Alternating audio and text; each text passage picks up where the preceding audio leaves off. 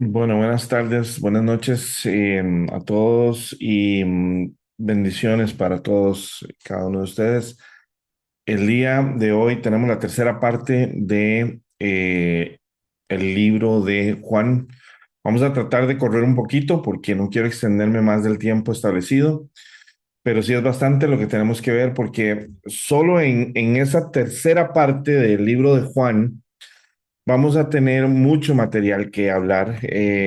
Vamos a ver, es probablemente ya la etapa más fuerte descrita en Juan sobre la historia de Jesús. Y básicamente es aquí donde ya Jesús no está enseñando al público, se enfoca básicamente en sus discípulos. Es el cierre ya prácticamente de su ministerio. En algunos casos incluso está a horas de ser arrestado y crucificado. Es un momento íntimo, profundo, pero también es muy decisivo para él. Y vamos a ir viendo entre los capítulos un poquito del contexto de la historia. De nuevo, nuestro objetivo de presentar el Evangelio de esta manera es darles a ustedes pinceladas de lo que el Evangelio en cada capítulo más o menos toca. Pero hay muchísimo material y podríamos, solamente en un capítulo, podríamos hacer 5 estudios. Es que es extraordinario todo lo que la palabra en sí nos enseña. Por eso nuestro corazón, nuestro deseo es invitarles a que ustedes lean la palabra, a que busquen palabra, de que si no tienen una Biblia, lo pueden buscar en línea o lo pueden buscar en YouTube para que se las lean, incluso escucharlas. Hay muchos medios, pero que lo hagan, porque es indispensable conocer a Jesús a través de la palabra, conocer su vivencia, conocer la intención de Dios. La palabra está ahí para revelarnos a Cristo, para mostrarnos a Cristo. Y a través de la palabra, el Espíritu Santo busca renovarnos a nosotros, nuestro corazón y nuestra mente.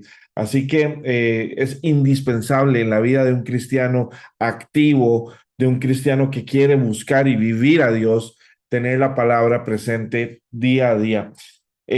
Vamos a ver, vamos a entrar en el capítulo 13, que es el capítulo donde básicamente quedamos la semana anterior.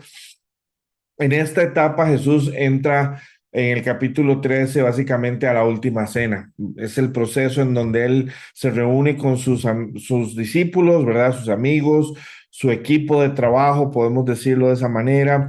Y él básicamente va a tener la cena de Passover, que es la cena del Seder, en donde nosotros como cristianos la conocemos como la cena, la última cena, pero esa última cena en realidad era la cena de Pascua. Y nosotros tenemos que entender un poquito el significado de esa misma cena. De eso se puede hablar aquí, inclusive podríamos hablar un día acerca de la última cena y qué era la última cena, los elementos y su significado, etcétera, porque a Dios no se le escapa un detalle con nada de esto. No es como que simplemente comieron antes de viajar a lo que sería la muerte de Jesús. No, no, todo tiene un simbolismo importantísimo y profético que fue establecido mucho tiempo antes de que Jesús llegara a cumplirlo ahí mismo.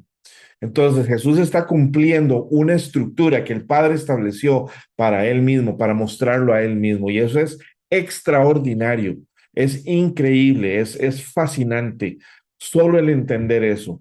Pero bueno, vamos a avanzar. Vamos a ver, en la última cena, una escritura que a mí en lo personal me tocó muchísimo, es donde Jesús no solamente está mostrando su liderazgo, está mostrando que un líder no es aquel que simplemente da órdenes, es una persona que también sirve, es una persona que también está ahí sirviendo a los suyos.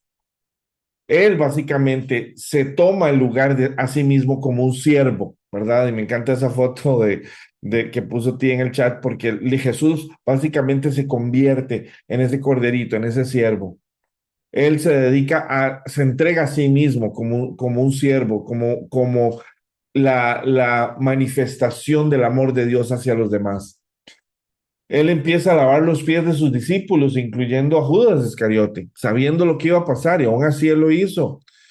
Él no resintió en lo más mínimo el hecho de que Judas lo iba a traicionar. Y eso es un ejemplo de la integridad del corazón de Cristo. Claro, usted me podrá decir, pero es que Cristo era Dios. Sí, pero Él nos está dando ejemplos.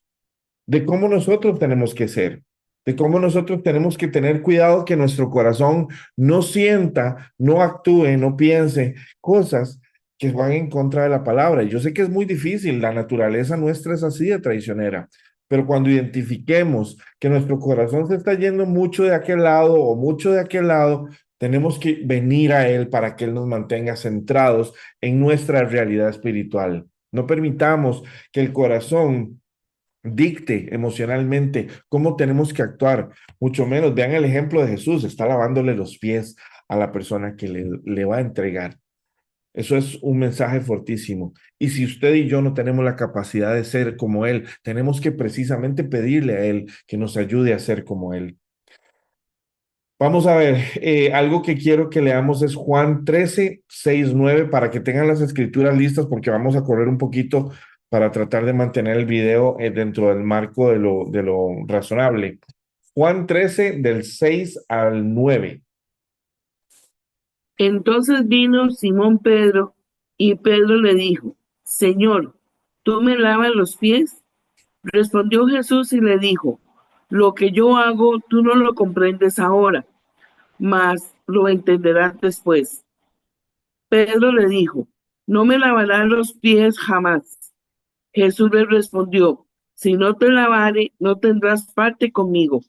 Le dijo Simón Pedro, Señor, no solo mis pies, sino también las manos y la cabeza.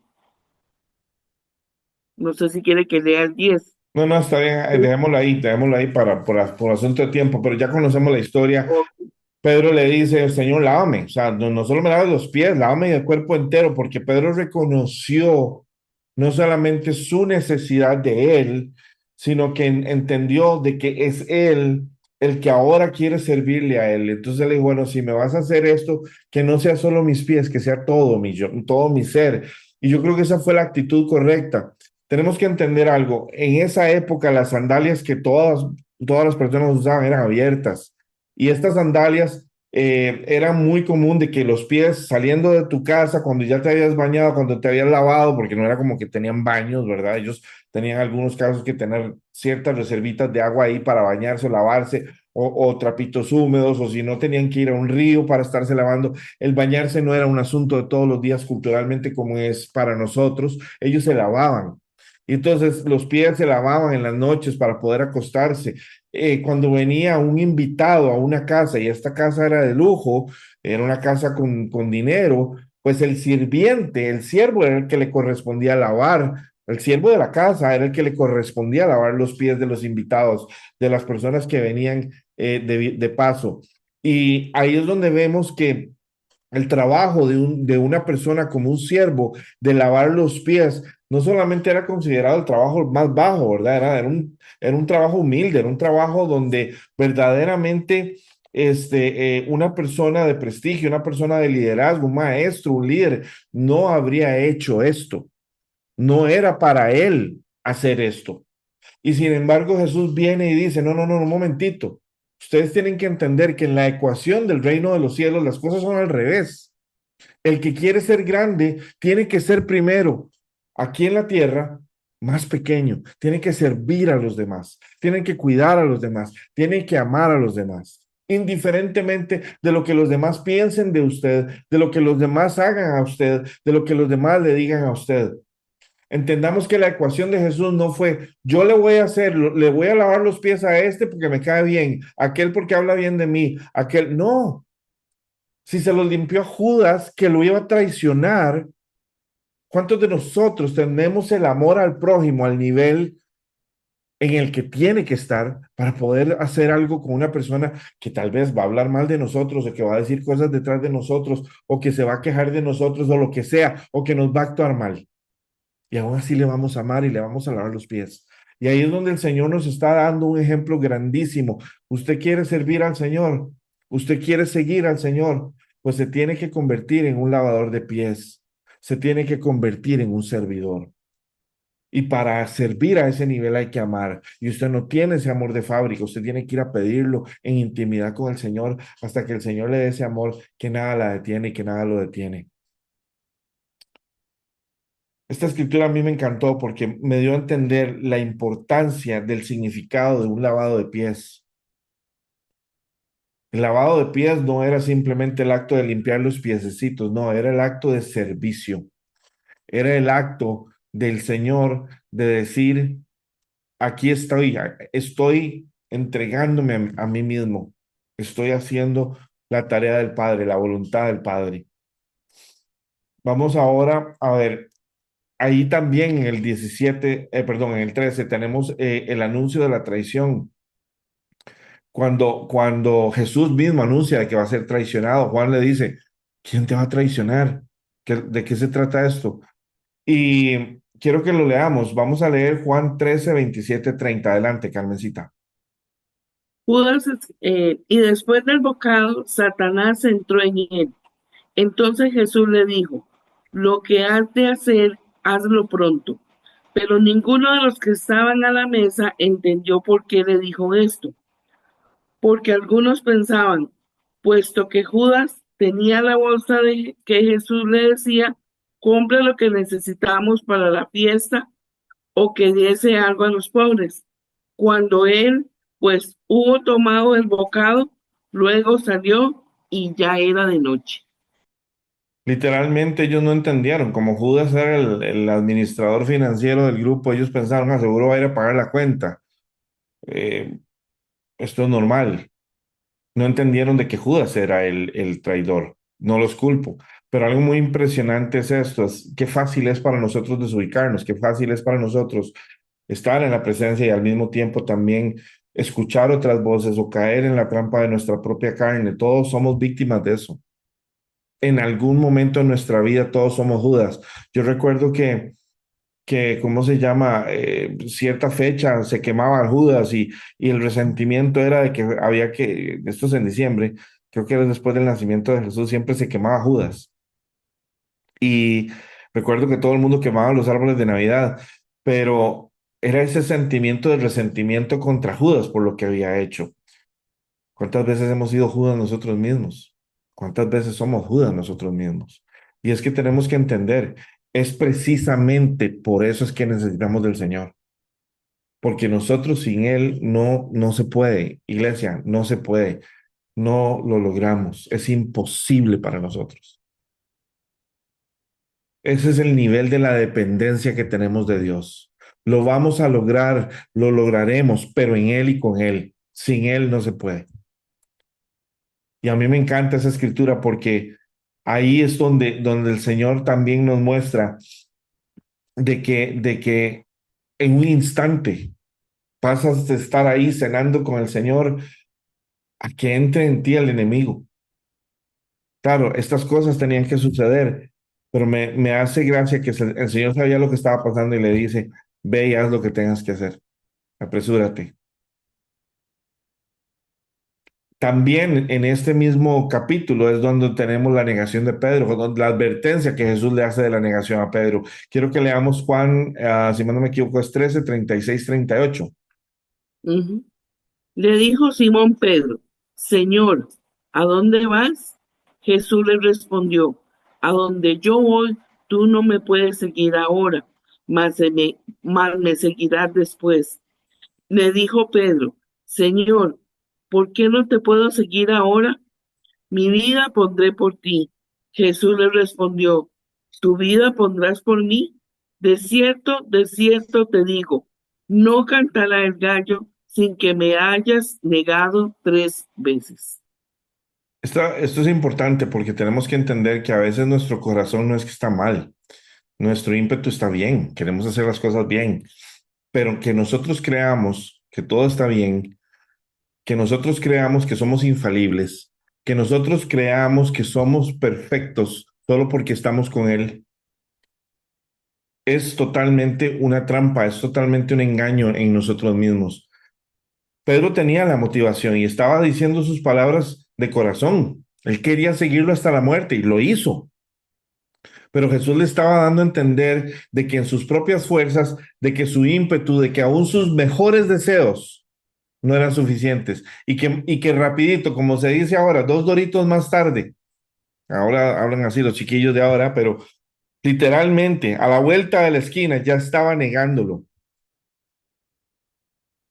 ¿Cuántas veces nosotros estamos ahí? Yo entiendo, a ver, Pedro cuando fue confrontado de que él era uno de los conocidos, le entró temor por su vida, por su familia, qué sé yo, le entró temor y decidió negarlo. Escogió simplemente no verse identificado con Jesús.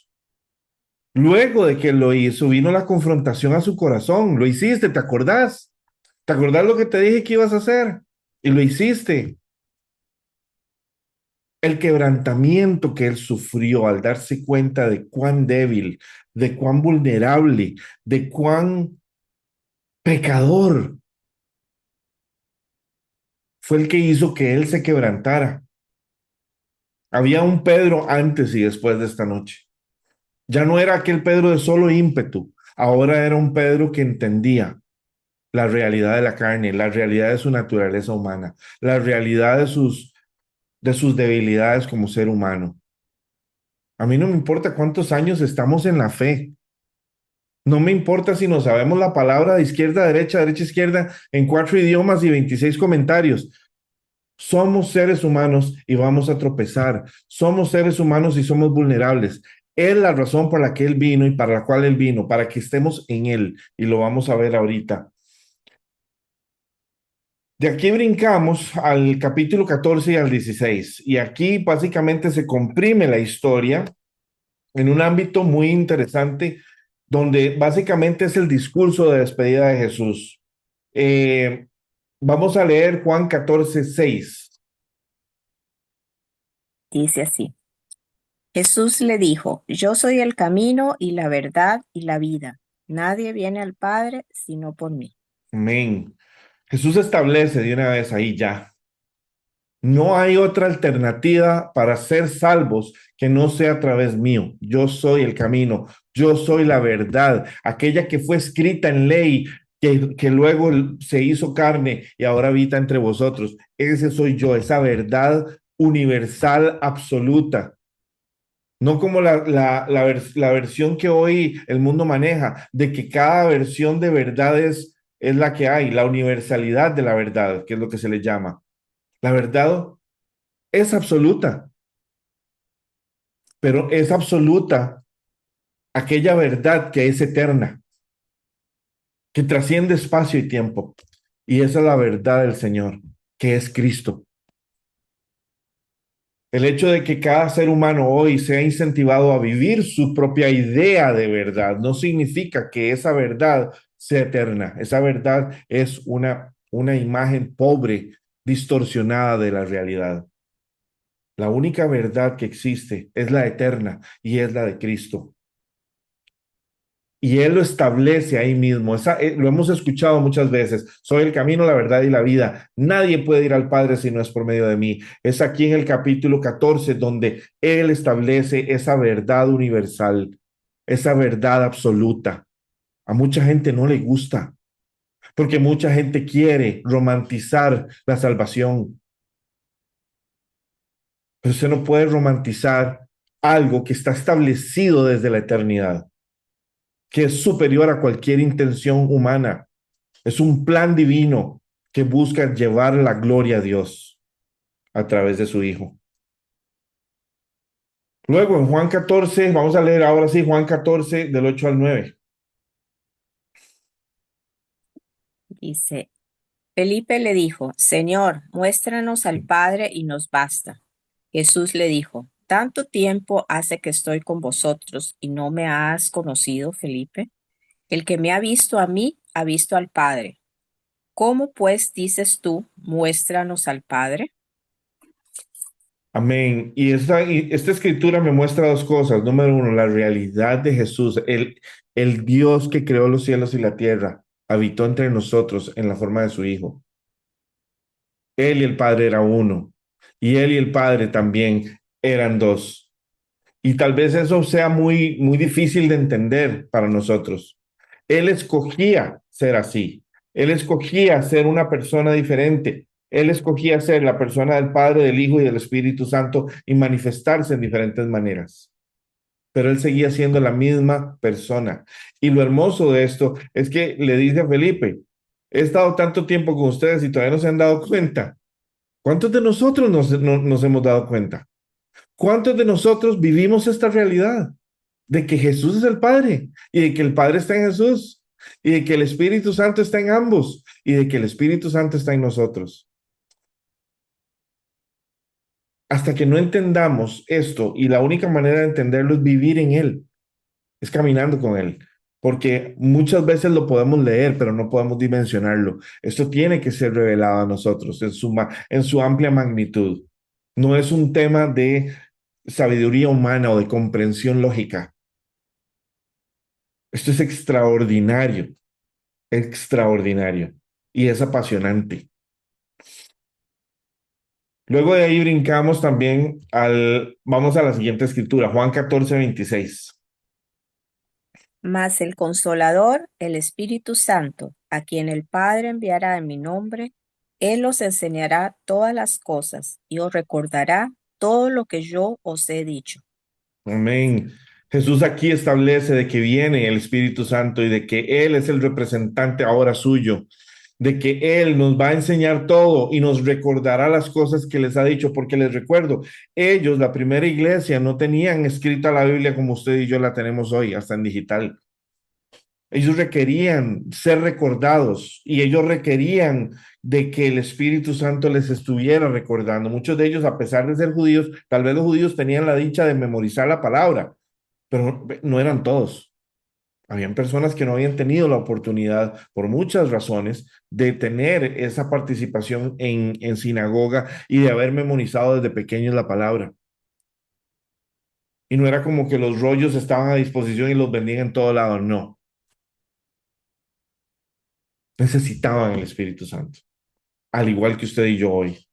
Vamos ahora a leer otra de los aspectos que es un recordatorio de este mismo, de Juan 14:26, pero que lo encontramos en el de Juan 16:13-15. Quiero que lo leamos para que veamos la unión que existe en el 16 y en el 14 sobre el mismo tema. Adelante. Amén. Les di mi ejemplo para que lo que sigan hagan lo mismo que yo he hecho con ustedes. ¿Verdad? Perdón, el Juan 16:13-15.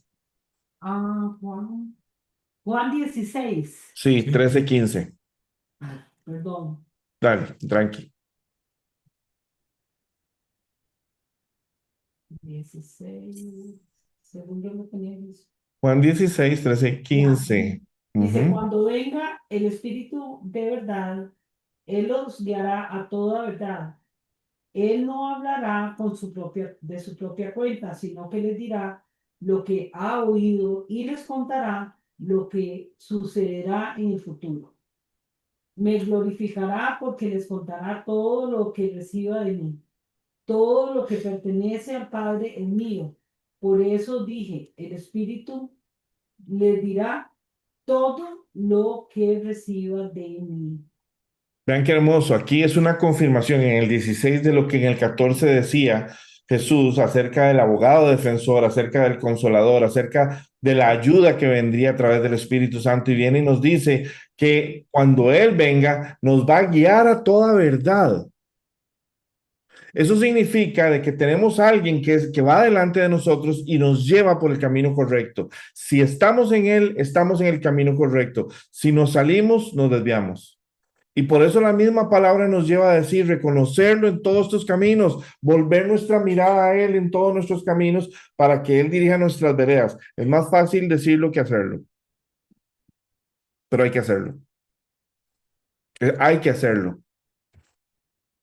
Y lo hermoso de esto es que Él dice, vemos aquí cómo la autoridad es transferida del Padre, lo que el Padre le dice al Hijo y el Hijo le dice al Espíritu Santo, es lo que el Espíritu Santo nos dice a nosotros y nos dice a nosotros para que hagamos o para que nos alerte, etcétera.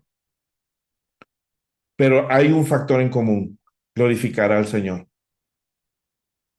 Cuando nosotros escuchemos la voz del Señor, es para glorificar al Señor. Para eso es.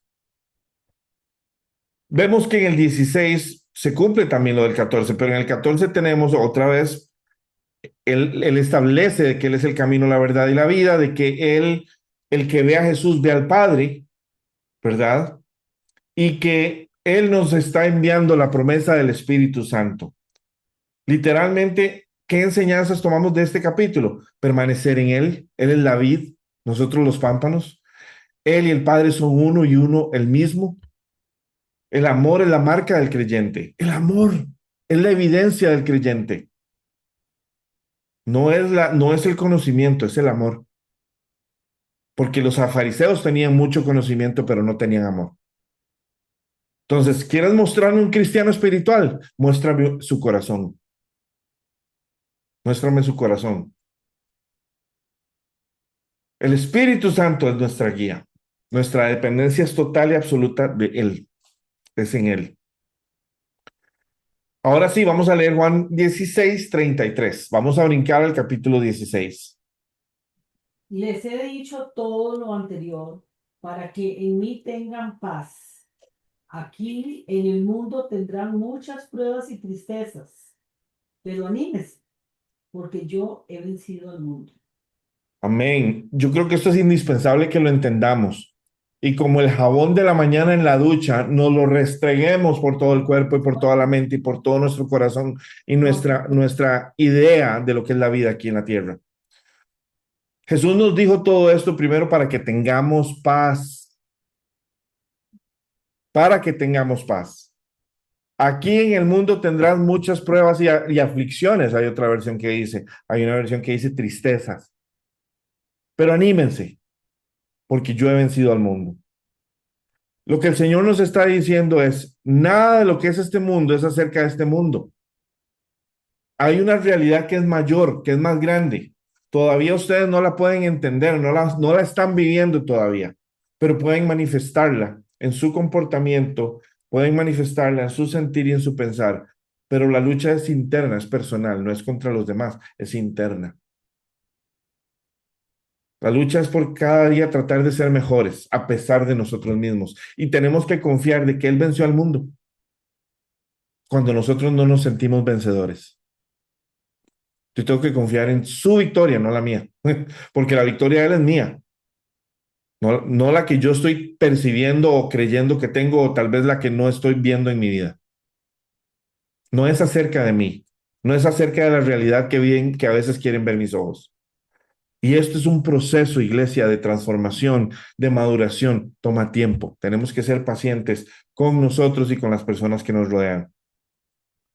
Vamos ahora al capítulo 17. En el capítulo 17, ahora tenemos probablemente una de las escenas más impresionantes para mí.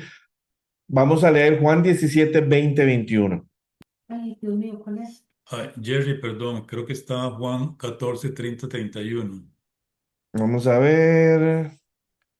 No, la que tengo antes es Juan 17. Si no la puse, no importa. Yo la voy a poner acá. No la puse. No la puse, tranquila. Yo la voy a leer. Ok.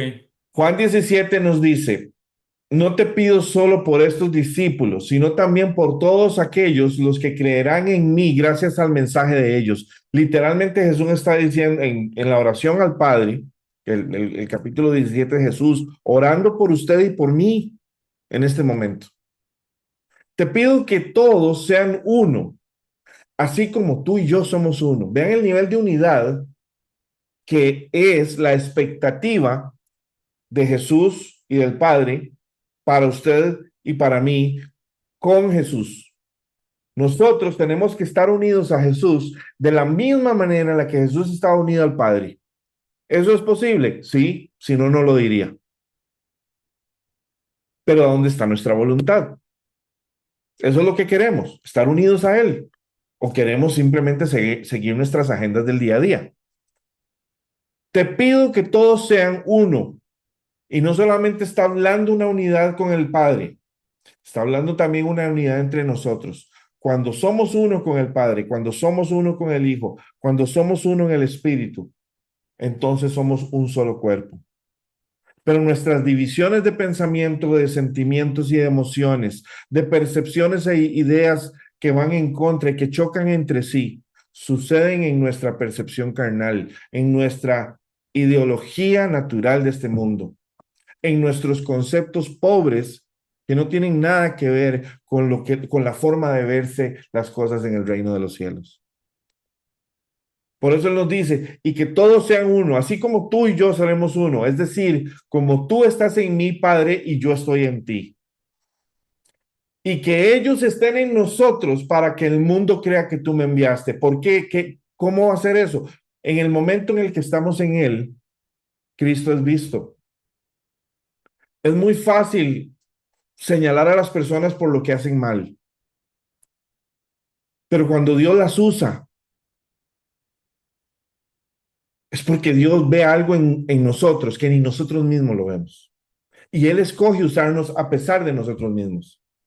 Pero el legalismo de este mundo y la religiosidad de este mundo, ¿qué es lo que dice? Que nosotros somos doble cara, que somos, ¿cómo se llama? Fanáticos, pero que también somos mentirosos e hipócritas. No creen en el mensaje que llevamos porque no ven lo que Dios está haciendo, ven lo que el ser humano hace en sí. Juzgan al mensajero y no escuchan al mensaje. No entienden lo que está pasando, no entienden las matemáticas del mundo espiritual y sucumben al juicio. Ay, si el Señor nos juzgara como nosotros nos juzgamos, no existiríamos. Gracias por su amor y por su gracia y su misericordia. Vamos ahora a ver en este capítulo, en la oración, lo que se llama la oración sacerdotal. Jesús ora por él mismo, por sus discípulos y por usted y por mí, todos los creyentes a futuro, con un enfoque de unidad, de protección y de santificación en él.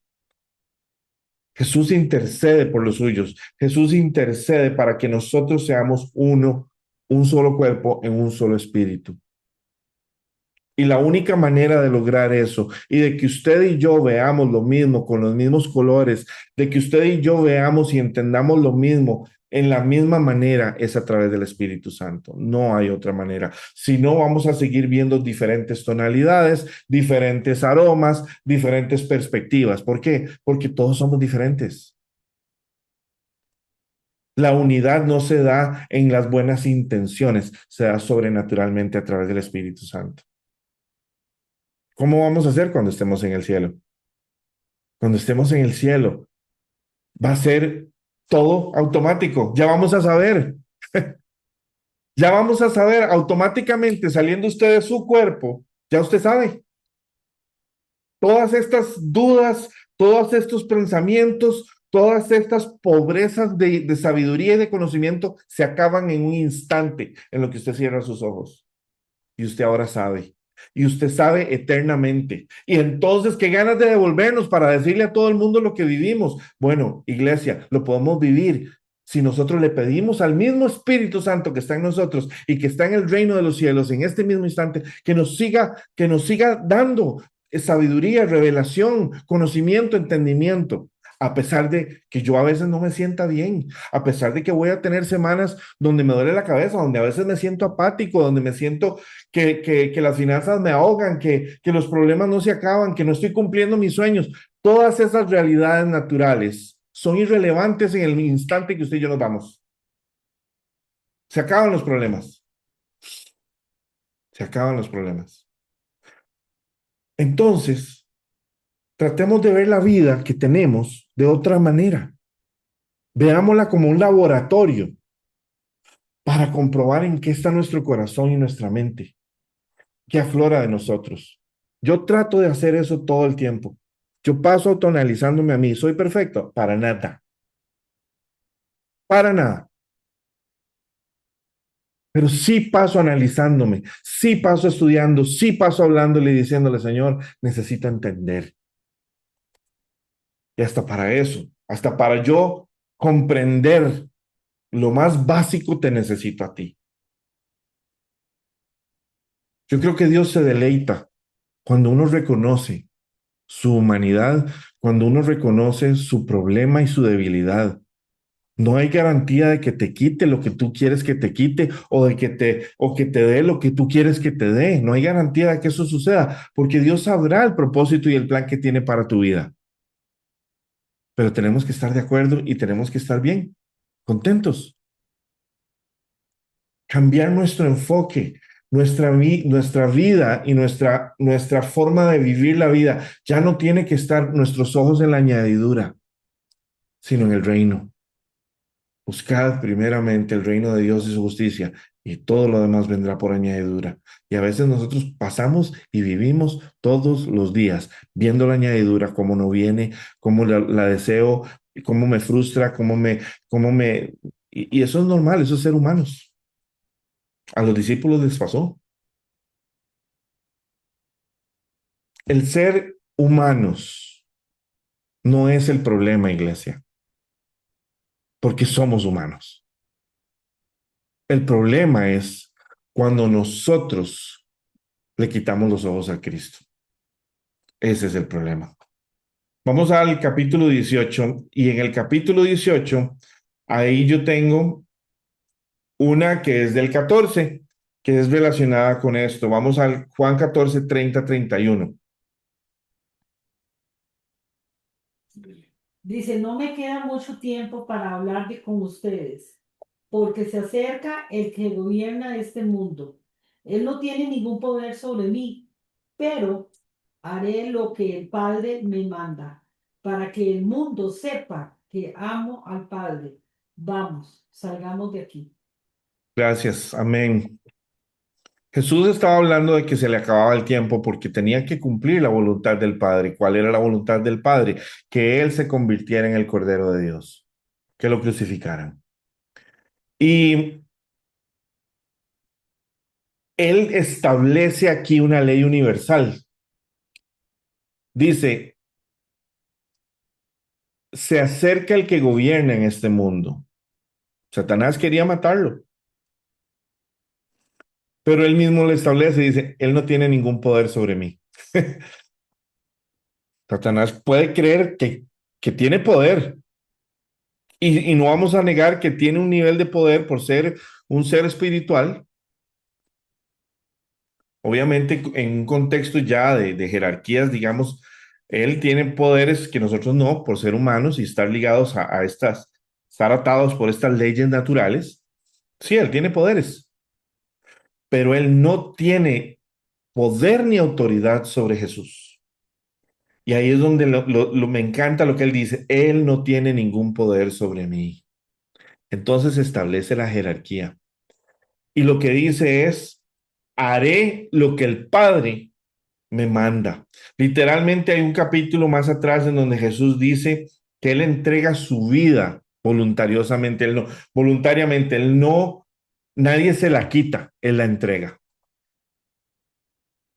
Fue por voluntad que Él murió en la cruz, entendamos eso. No fue un plan del enemigo, no fue que Dios le permitió al enemigo matarlo, él se entregó para ser muerto.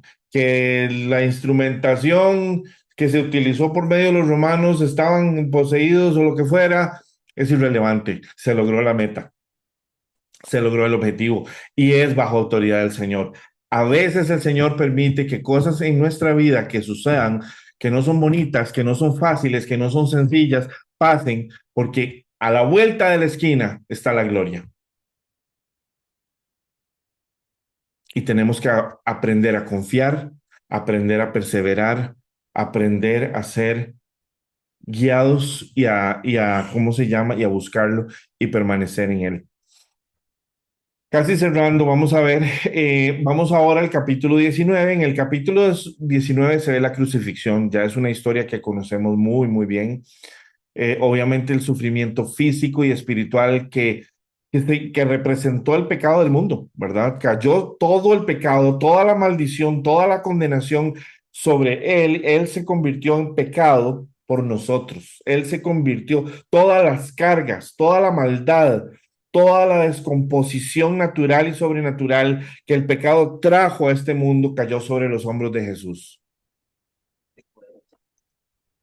Se da el cumplimiento de la profecía Y eso es lo que vamos a leer en Juan 19:30.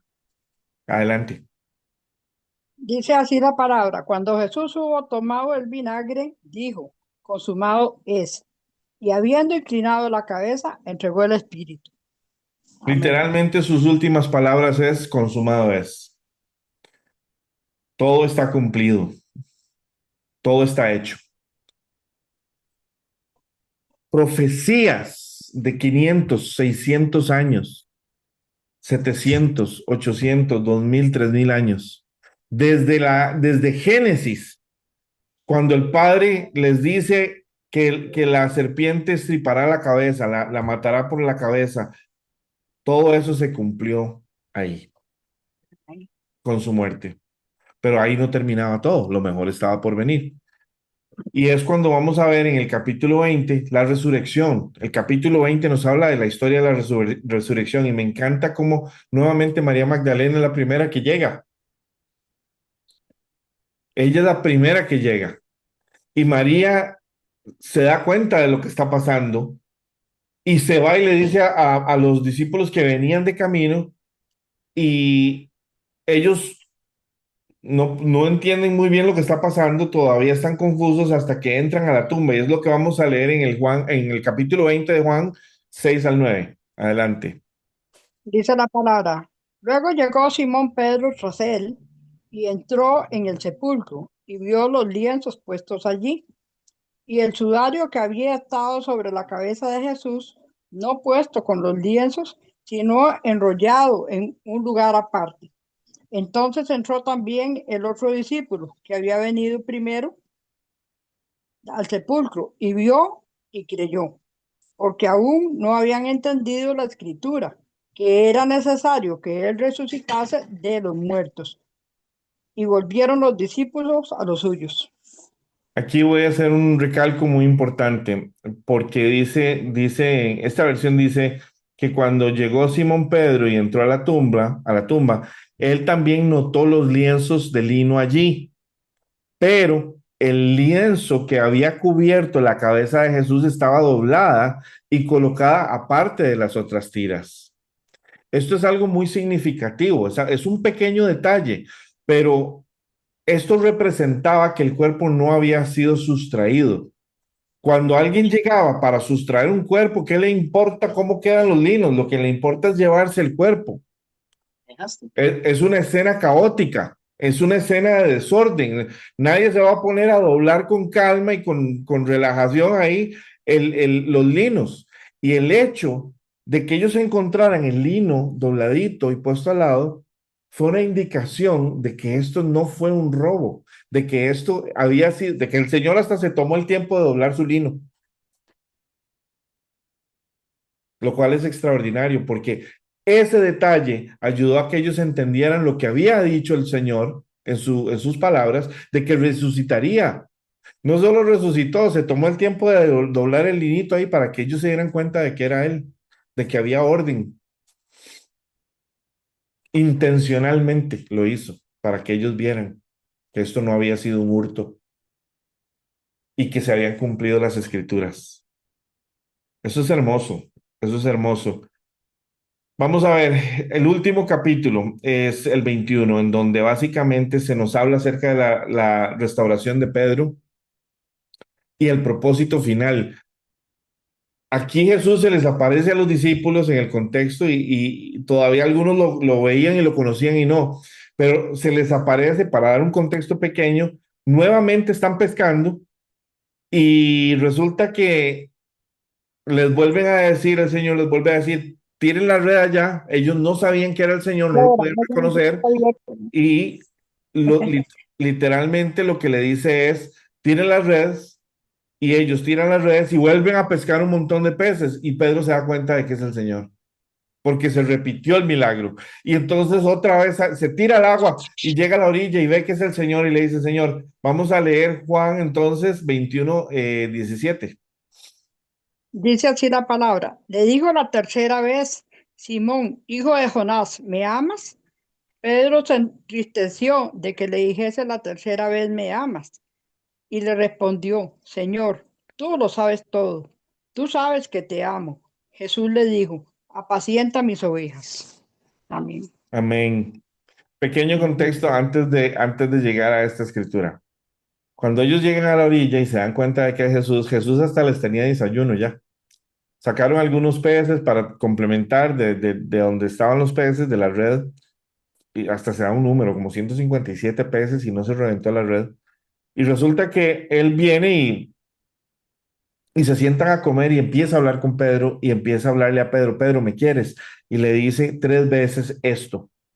Ya para la tercera es cuando él dice, Señor, pero o sea, ya la tercera vez que me preguntas lo mismo, o sea, ¿qué es lo que pasa? ¿Cómo? Tú sabes que yo te quiero. Y entonces él vuelve a hacer la misma afirmación que había hecho en las dos anteriores. Esto lo hemos escuchado los que hemos sido católicos porque ahí está, en la estructura de la misa siempre está. Apacienta mis ovejas. En este caso es alimenta mis ovejas.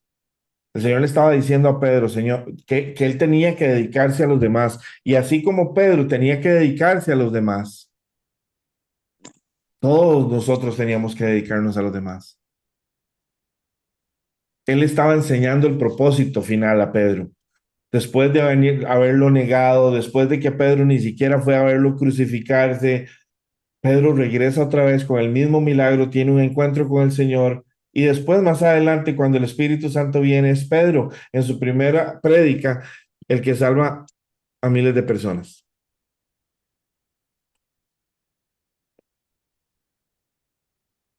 No se trata de nosotros, iglesia, se trata de Él en nosotros. Es acerca del amor y el servicio, es acerca de permanecer en Cristo, es acerca del Espíritu Santo, su voz, su guía, de reconocerlo, de seguirlo. Es acerca de un sacrificio de parte de nuestro Redentor hacia nosotros para que nosotros también sacrificamos por los que amamos. Es acerca de la restauración, es acerca de la resurrección, pero también la misión que usted y yo tenemos hoy. Las frases claves de esta escritura, de este último capítulo, de esta última parte es, yo soy el camino, la verdad y la vida, permanezcan en mí, consumado ya es todo. Bienaventurados los que lo vieron y creyeron. Tenemos que entender que, y ya para cerrar,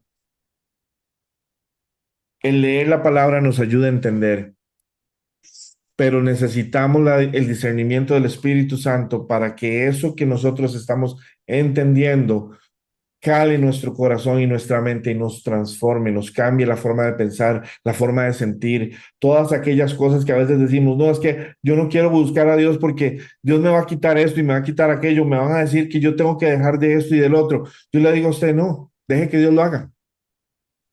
Si Dios quiere que usted deje de hacer algo, Dios le va a dar la fuerza, Dios lo va a guiar, Dios se lo va a quitar. Y si Dios no se lo quiere quitar, eso no significa que usted sea menos persona. Porque Dios a veces permite que nosotros tengamos que pasar por situaciones difíciles para acordarnos que nuestra dependencia está en Él. Bástate tu gracia. Perdón, Él le dijo a Pablo, bástate mi gracia. No estamos hablando de una actitud de permisividad hacia el pecado. No. Estamos hablando de que a veces nuestras condiciones naturales son más fuertes que nuestra voluntad y nuestra dependencia se vuelve total y se vuelca totalmente al Señor. Porque Él es el que hace la obra, no nosotros. Así que, iglesia, les traemos el último capítulo, la última entrega de Juan, del libro de Juan, del Evangelio de Juan. Espero que les haya sido tan motivacional como lo ha sido para mí este estudio. Y los invitamos verdaderamente a que lean la palabra, a que busquen métodos. Ahora ya no hay excusas, ahora hay tecnología, ahora hay muchos medios y métodos para meternos en la palabra, para buscar, para escudriñar, para conocer lo que nosotros tenemos que aportar en la voluntad. Amén. Que Dios los bendiga y no sé si alguien tendrá algún comentario vamos a terminar el video por acá.